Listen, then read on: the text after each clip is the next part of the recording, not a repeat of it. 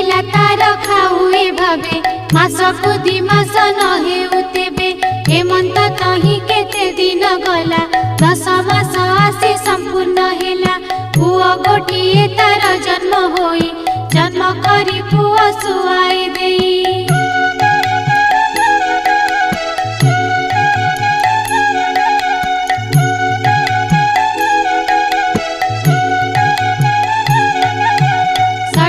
छाई जे आसिले खरे पुओ को घेनी गले तत परे देखिले पुओ गोटी तही नाही न देखि करी से विमुख होई 2 मासे पुणी गर्भ हेला 10 मासे पुओ जन्म होइला।